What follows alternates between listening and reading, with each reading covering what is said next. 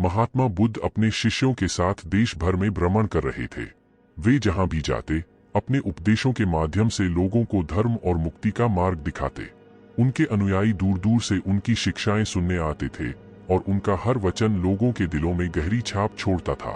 एक दिन बुद्ध अपने शिष्यों के साथ वैशाली नगर पहुंचे। यह नगर अपने व्यापार और समृद्धि के लिए प्रसिद्ध था, लेकिन इस नगर में एक ऐसी महिला भी रहती थी जिसका नाम हर कोई जानता था। वह थी आम्रपाली, नगर की सबसे प्रसिद्ध वेश्या। आम्रपाली अपनी सुंदरता, बुद्धिमत्ता और धनी ग्राहकों के कारण नगर में सम्मानित तो थी, लेकिन समाज के उच्च वर्ग ने उसे हमेशा तिरस्कृत किया था। वह एक महलनुमा घर में रहती थी जो उसकी समृद्धि और विलासिता का प्रतीक था, लेकिन आम्रपाली का दिल अकेलापन और अंधकार से भरा था। उसकी जिंदगी में बहुत कुछ था, धन, वैभव और लोग जो उसकी तारीफ करते थे, लेकिन सच्ची खुशी कहीं नहीं थी। जब आम्रपाली ने सुना कि महात्मा बुद्ध वैशाली में प्रवास कर रहे हैं, तो उसके मन में एक अजीब सी हलचल हुई। उसने उनके उपदेशों के बारे में सुना था। वह जानती थी कि बुद्ध की शिक्षाओं ने कई लोगों के जीवन को बदल दिया है, लेकिन उसे यह विश्वास नहीं था कि बुद्ध उसके जैसे किसी व्यक्ति को स्वीकार करेंगे। आखिर वह एक वेश्या थी जिसे समाज ने नीचा दिखाया, उसे अपवित्र माना। क्या बुद्ध उसे वह सम्मान देंगे जो उसने कभी महसूस नहीं किया? आम्रपाली ने हिम्मत जुटाई और महात्मा बुद्ध से मिलने का निश्चय किया। उसने अपनी सबसे सुंदर साड़ी पहनी और बुद्ध के आश्रम की ओर चल पड़ी। उसके दिल में डर और उम्मीद दोनों थे। जब वह वहां पहुंची तो उसने बुद्ध को ध्यानमग्न अवस्था में बैठे देखा। उनके चेहरे पर एक गहरी शांति थी, जैसे वे किसी अन्य लोक में हों। आम्रपाली ने थोड़ा संकोच करते हुए प्रणाम किया और धीमे स्वर में कहा, भगवान, मैं आम्रपाली हूँ। क्या आप मुझे क्षमा करेंगे? मैं जानती हूँ कि समाज मुझे तिरस्कृत करता है। मैं एक वेश्या हूँ, लेकिन मैं आपसे मार्गदर्शन की उम्मीद कर रही हूँ। क्या आप मेरे जैसे व्यक्ति को भी शरण देंगे? बुद्ध ने उसकी ओर देखा। उनकी आंखों में करुणा और प्रेम था जो आम्रपाली ने कभी महसूस नहीं किया था। उन्होंने कहा, वत्स, तुम्हारा अतीत तुम्हें परिभाषित नहीं करता।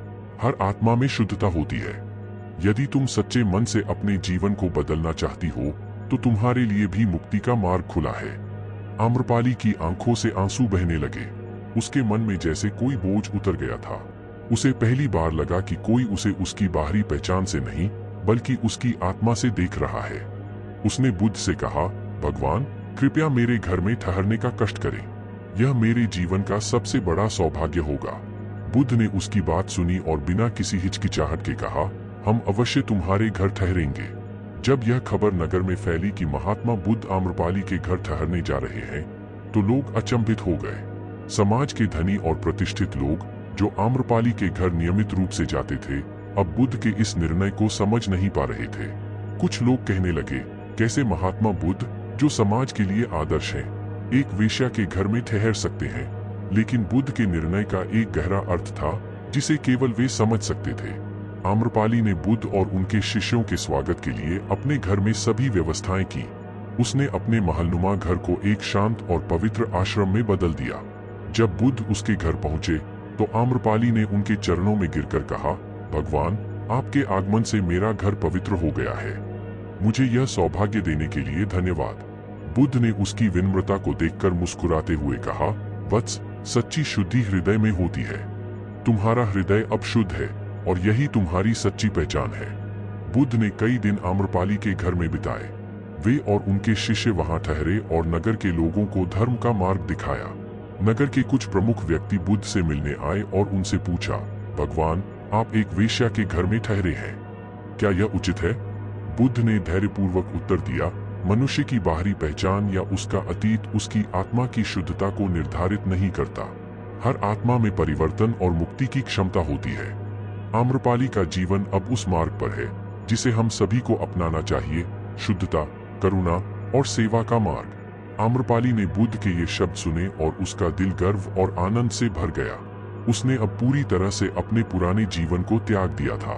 उसने अपनी संपत्ति का उपयोग धर्मार्थ कार्यों के लिए करना शुरू कर दिया। उसने एक बड़ा आश्रम बनवाया जहां गरीब और असहाय लोग आकर शरण ले सकते थे। उसने अपने जीवन को सेवा और ध्यान में समर्पित कर दिया। समाज के लोग जो पहले उसकी आलोचना करते थे, अब उसकी सराहना करने लगे। आम्रपाली का जीवन एक उदाहरण बन गया कि कैसे कोई भी व्यक्ति चाहे उसका अतीत कितना भी कठिन क्यों न हो, सच्चे हृदय से परिवर्तन की राह पर चल सकता है। बुद्ध ने आम्रपाली के समर्पण और निष्ठा की सराहना की और उसे आशीर्वाद दिया। एक दिन जब बुद्ध ने नगर को छोड़ने का निर्णय लिया, आम्रपाली उनके चरणों में गिरकर रोने लगी। उसने कहा, भगवान, आपने मुझे जीवन का सच्चा अर्थ दिखाया है। आपके बिना मैं अंधकार में भटकती रहती। अब मैं आपके उपदेशों के अनुसार ही अपने जीवन को बिताऊंगी। बुद्ध ने उसे प्रेम पूर्वक उठाया और कहा, वत्स, तुम्हारा हृदय अब शुद्ध है। इस मार्ग पर सदा चलते रहो और तुम अपने लक्ष्य तक अवश्य पहुंचोगी। आम्रपाली ने बुद्ध को विदा किया, लेकिन उसका दिल अब शांत और संतुष्ट था। वह जानती थी कि उसने अपने जीवन में सही मार्ग चुन लिया है। समाज अब उसे एक वेश्या के रूप में नहीं देखता था, बल्कि एक धर्मपरायण महिला के रूप में उसका सम्मान करता था। महात्मा बुद्ध और आम्रपाली की यह कहानी केवल एक वेश्या के जीवन परिवर्तन की कहानी नहीं है, बल्कि यह बताती है कि कोई भी व्यक्ति, चाहे उसका अतीत कितना भी कठिन क्यों न हो, सच्चे हृदय से आत्मज्ञान और मुक्ति की राह पर चल सकता है।